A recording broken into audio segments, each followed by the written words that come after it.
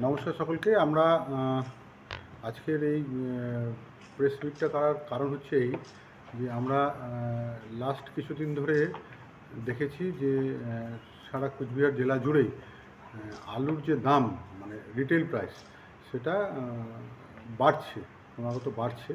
এবং এই বিষয়টা শুধুমাত্র কোচবিহারে নয়, এটা সারা পশ্চিমবঙ্গ জুড়েই হয়েছে এবং পশ্চিমবঙ্গ সরকার এটার জন্যে খুবই উদ্বিগ্ন আছেন।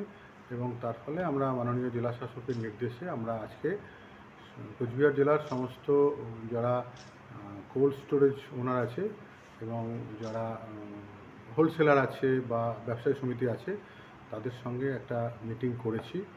এবং মিটিং করে যেটা আমরা দেখেছি সেটা হচ্ছে যে কোচবিহার জেলায় সমস্ত কোল্ড স্টোরেজে এখনও পর্যন্ত পর্যাপ্ত আলুর স্টক আছে। ইভেন যা কোচবিহারের কনজামশন হয় তার থেকে অনেক বেশি স্টক আছে। প্রায় এখনও 2.5 লাখ মেট্রিক টনের উপর আলু আমাদের কোচবিহার জেলায় এখনও মজুদ আছে, যেটা আমাদের ওই নতুন আলু ওঠা পর্যন্ত যে কোচবিহার জেলার অ্যাভারেজ কনজামশন তার তুলনায় অনেক বেশি আছে। কিন্তু সামহাও তারপরেও বেশ কিছু ক্ষেত্রে দেখা যাচ্ছে যে মার্কেট প্রাইসটা বাড়ছে এবং হয়তো একটা লোকের মধ্যে এরকম একটা মেসেজ যাচ্ছে কোনো একটা এন্ড থেকে যে আলুর স্টক কম তাই দাম বাড়ছে।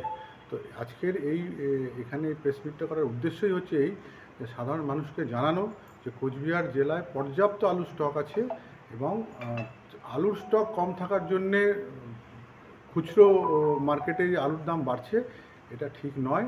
এটা সরকার এই বিষয়ে অ্যাওয়্যার আছে, আমরা স্টেপ নিচ্ছি আমরা আমাদের এন্ড থেকে। এবং যারা আজকে মিটিংয়ে উপস্থিত ছিলেন, যারা হোলসেলার আছেন, যারা ব্যবসায়ী সমিতি এবং কোল্ড স্টোরেজের থেকে যারা ছিলেন, তারাও আমাদের সঙ্গে পূর্ণ সহযোগিতা করবেন বলে জানিয়েছেন। এবং আমরা আশা রাখছি আগামী 7 দিনের মধ্যে এই যে দাম আস্তে আস্তে বাড়ছে এইটাকে আমরা স্টক রাখতে পারবো, যাতে আলু সাধারণ মানুষের ক্রয় সীমার মধ্যে থাকে এবং এ নিয়ে কোনো রকম যাতে গুজব, ভুলভ্রান্তি বা কোনো মিসকমিউনিকেশন না হয়, এটাই মূল আজকের উদ্দেশ্য। সেই মিটিংয়েও আজকে সিদ্ধান্ত হয়েছে যে আমরা আপনাদের মাধ্যমে সাধারণ মানুষের কাছে জানাতে চাই যে আলু যথেষ্ট কোচবিহার জেলায় আছে এবং আমরা সরকার এই বিষয়ে খুব অ্যাওয়্যার আছে যে আলুর দাম একটু বাড়ছে, কিন্তু এটা আমরা নিয়ন্ত্রণে রাখবো বলে প্রতিশ্রুতিবদ্ধ। আপনার বাইক কেনার স্বপ্ন এবার হবে পূরণ, কারণ আমান হোন্ডা নিয়ে এসেছে একেবারে স্বল্প ডাউন পেমেন্টে বাইক বা স্কুটার কেনার সুবর্ণ সুযোগ। বিনা অ্যাকাউন্ট, লো সিভিল, ন্যূনতম ডকুমেন্টে আজই নিয়ে যান স্বপ্নের বাইক আপনার বাড়িতে। অতিরিক্ত ছাড় পেতে আজই যোগাযোগ করুন বামনহাট আমান হোন্ডা শোরুমে। শর্তাবলী প্রযোজ্য। যোগাযোগ করুন 9002805414।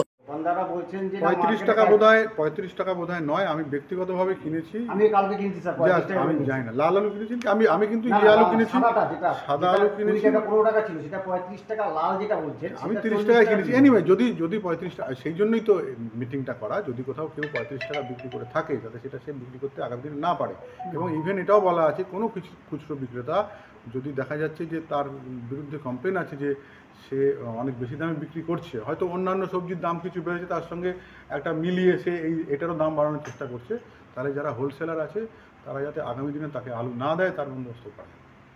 কোনো যোগাযোগের জন্য কোনো নাম্বার বা অভিযোগ জানানোর জন্য কোনো স্থান চিহ্নিত করছেন? কেউ যদি মনের মতো করে দাম নিয়ে নিচ্ছে কোনো বাজারে, তার প্রতি কোনো অভিযোগ জানানো বা কিছু সেরকম কোনো? হ্যাঁ, সেটা এখনও পর্যন্ত হেল্পলাইন নেই আমাদের আরএমসি দপ্তরে, এটা জানানো যেতে পারে, আমরা সঙ্গে সঙ্গে সেটা অ্যাকশন। আজকে মিটিংটা কোথায় হয়েছে? এখানেই হয়েছে জেলা প্রশাসন। আচ্ছা, কতজন ছিলেন স্যার? কে কে ছিলেন? অ্যাটেন্ডেন্সটা আছে প্রায় 40 জন মতন ছিলেন। কোল্ড স্টোরেজ মালিক এবং কোল্ড স্টোরেজ মালিক, হোলসেলার এবং ব্যবসায়ী সমিতি সমস্ত ব্লকের। কিন্তু দেখা গেছে যে গত 10 বছরে কুচবিহারে 30 টাকা আলু হয়নি এই পর্যন্ত। বরাবরই দেখা গেছে, এবার হয়েছে, কিন্তু এর আগে গত 10 বছর না হয়নি স্যার, বরাবরই করছি তো খবর। এর আগে কোনো 30 টাকা আলু, সাদা আলু এই সময় হিমঘরে আলু নামার আগে হয়নি। তো গতবারও এর আগের বারও টাস্ক ফোর্স নামানো হয়েছিল এবং রাজ্য সরকার ঘোষণা করেছিল যে কিছু আলু এমনি দেওয়া হবে কম দামে। একটা যেমন যেমন সরকার নির্দেশ দেবে আমরা সেটা করব, সেটা তো অবশ্যই। তাছাড়া আজকে মূল উদ্দেশ্য আপনার চক্র বলতে এখনো পর্যন্ত কিন্তু কোচবিহার জেলায় আলুর দাম অন্যান্য জেলার থেকে অনেক কম। তো কিন্তু আমাদের মনে হয়েছে এখনো পর্যন্ত, সেটা তদন্ত সাপেক্ষ, কিন্তু কোথাও কোথাও কোনো কোনো মার্কেটে, বিভিন্ন মার্কেটে আলুর দাম একটু একটু ভ্যারি করছে, মানে কোথাও 26 টাকা তো কোথাও 30 টাকা এরকম হচ্ছে।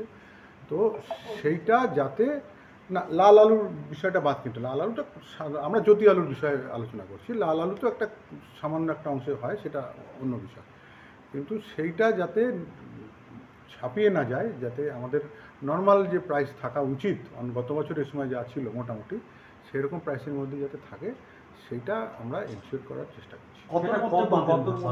আমাদের টার্গেট আজকে যে মিটিং আলোচনা হয়েছে, যে এখন পর্যন্ত যা দাম আছে এটা ঠিকই আছে, মোটামুটি এই 27-28-এর মধ্যে এইটা আমরা রাখার চেষ্টা করছি।